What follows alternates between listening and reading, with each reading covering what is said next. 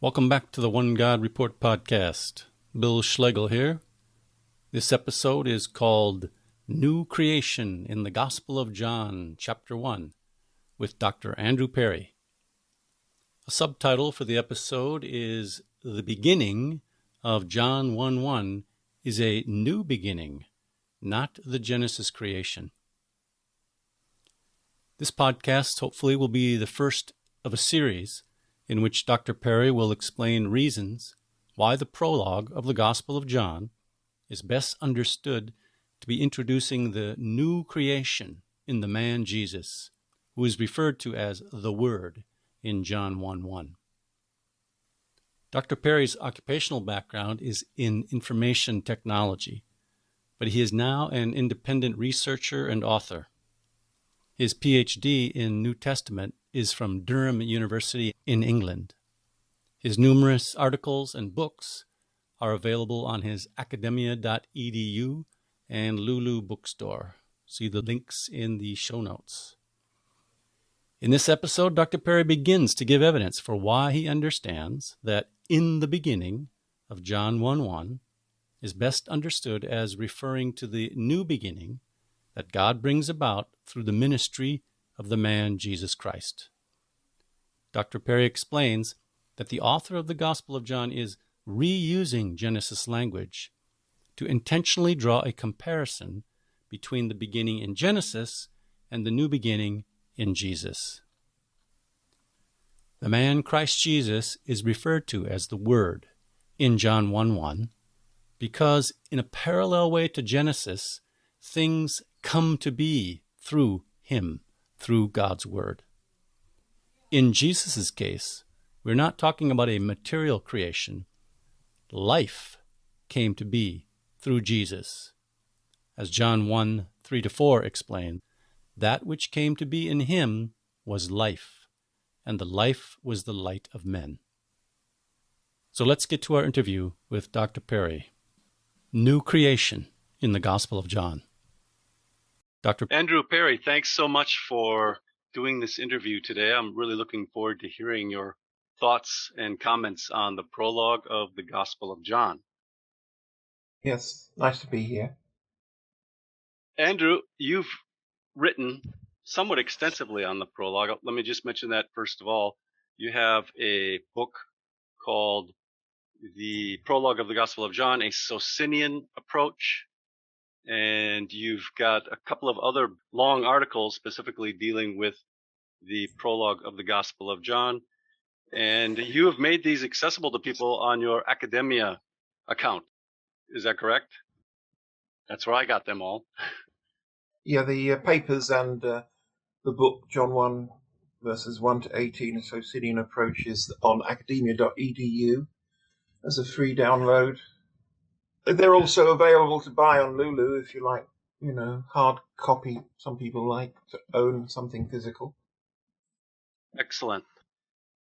So, Andrew, let's start right off and talk about some of the major themes of the prologue of the Gospel of John, and I guess by extension, the whole of the Gospel of John.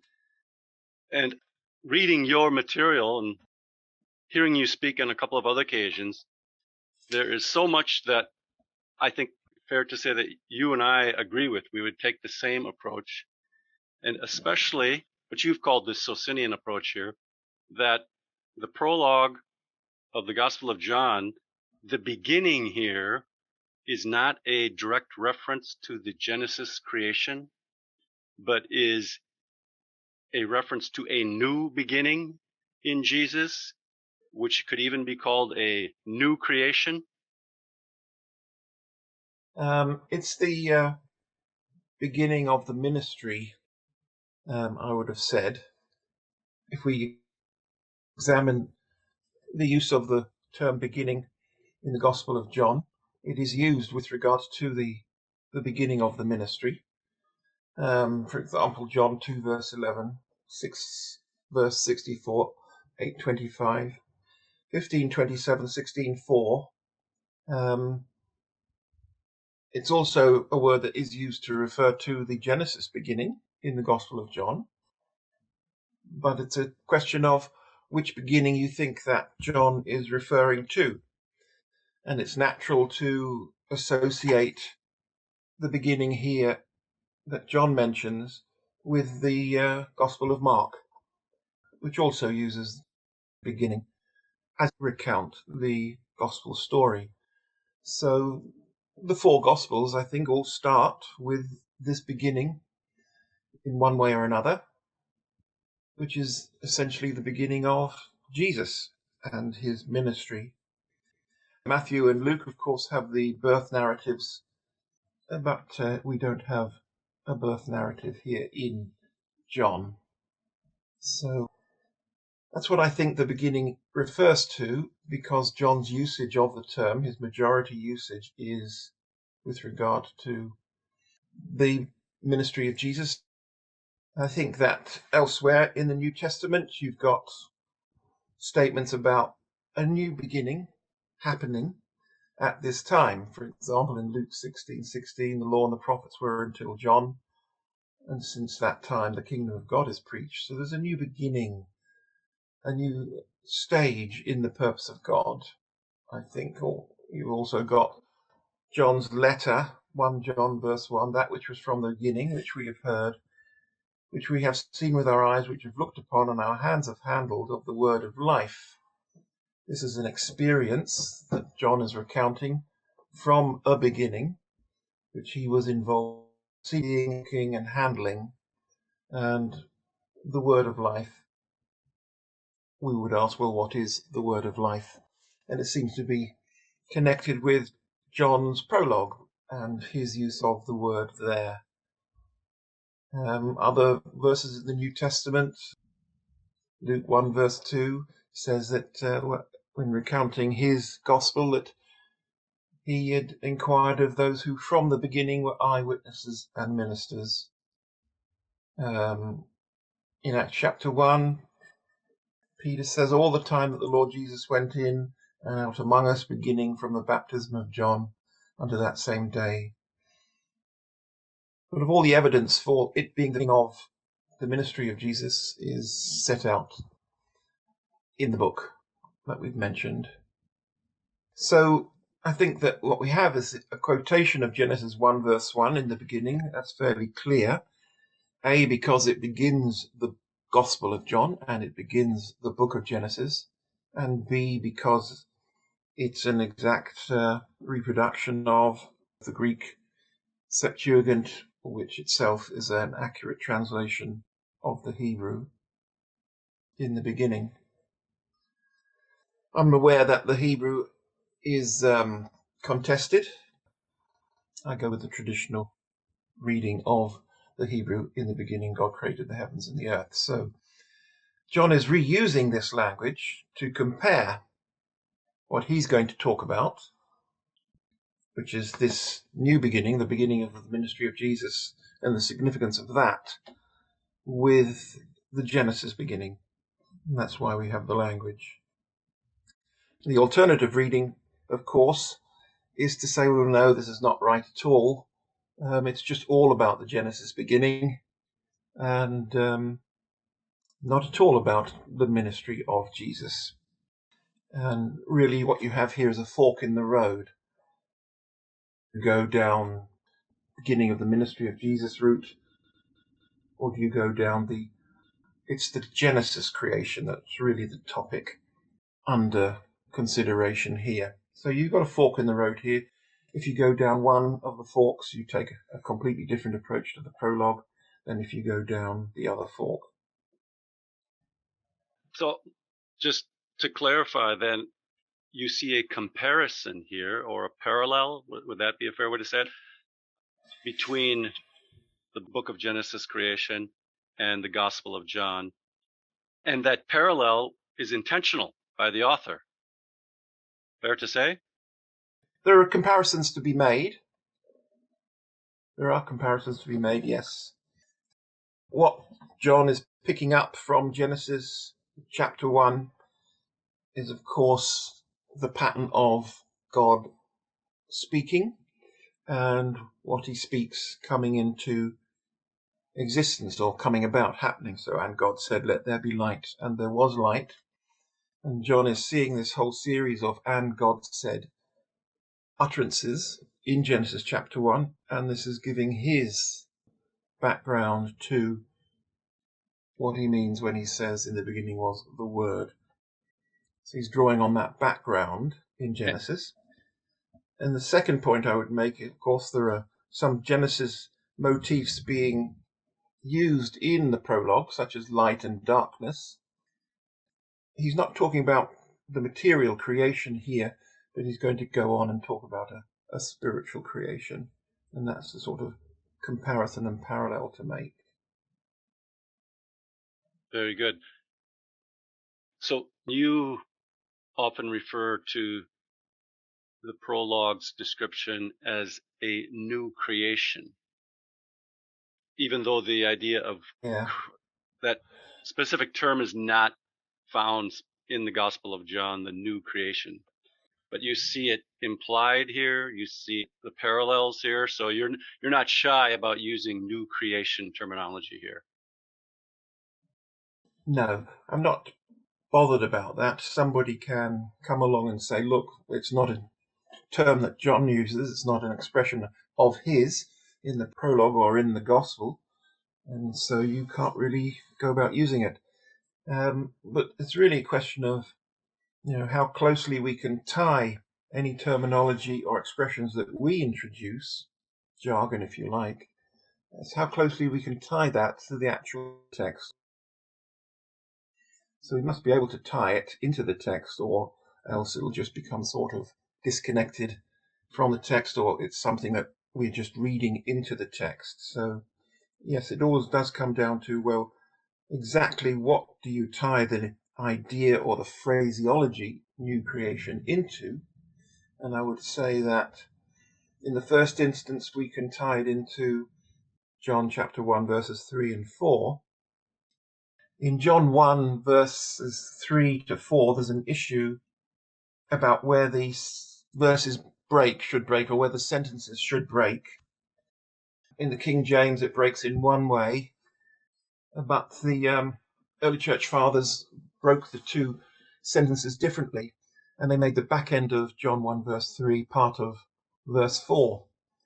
And so the Revised Version offers in its margin that rendering that the early Greek fathers adopted, which was to say something like, that which was made in him was life, and the life was the light of men.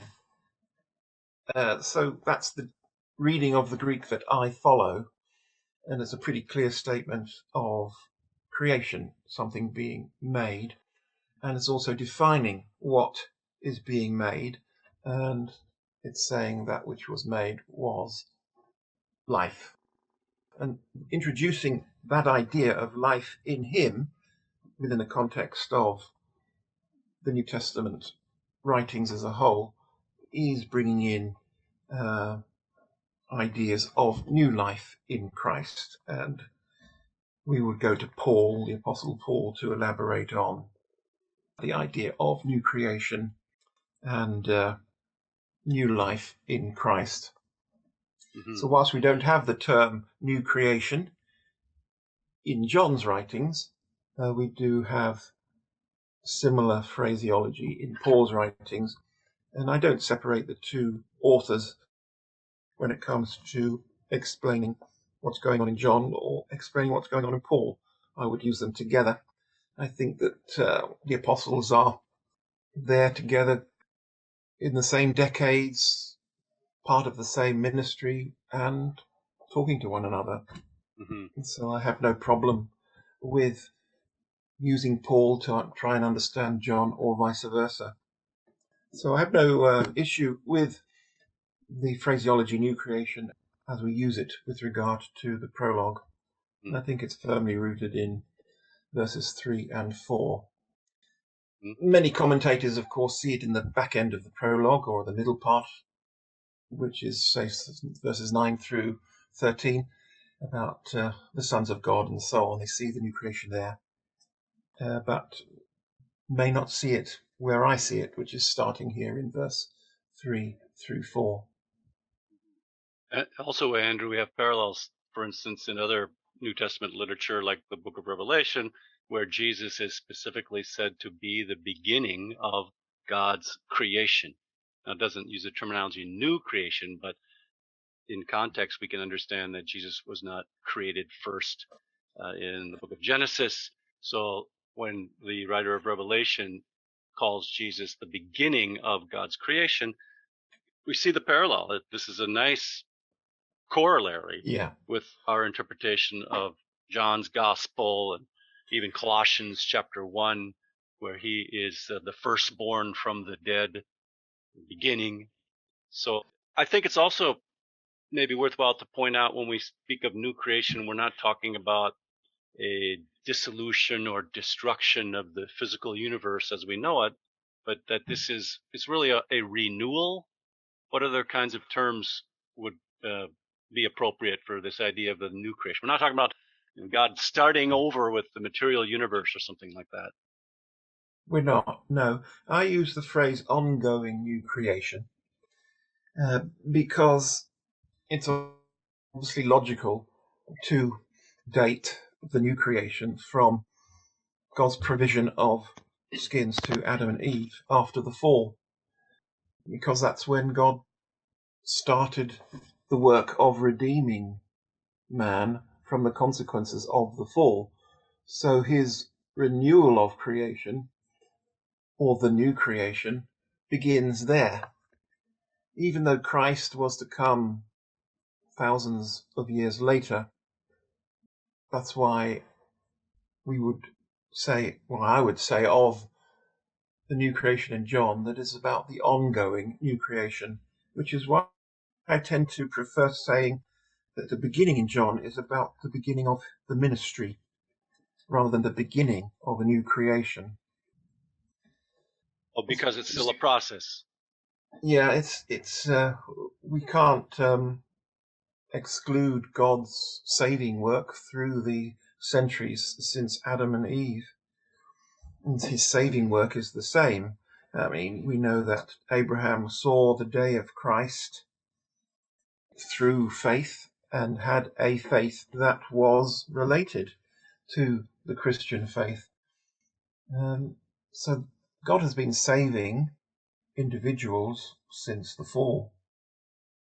And so that can only be the same as what he did through Christ.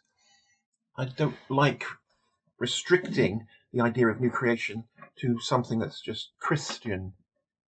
And I like to include also the saving work of God with people down the ages before the Christian era. Mm-hmm. For instance, the Exodus, the bringing of Israel out of Egypt, would you consider that a new creation, a Yeah, renewal? it's a beginning. It's obviously a beginning. There are beginnings in the purpose of God. So, yeah, it's the creation of Israel. Mm-hmm. Israel, Also, the bringing about of Israel.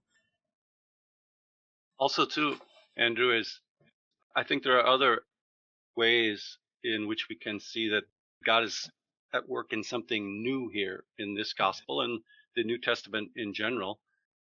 And maybe we can talk about this more as we go along, but in the words of Jesus, in the deeds of Jesus, there's restoration, be it the restoring of a man's ability to use his legs, the restoring of sight, and ultimately resurrection from the dead.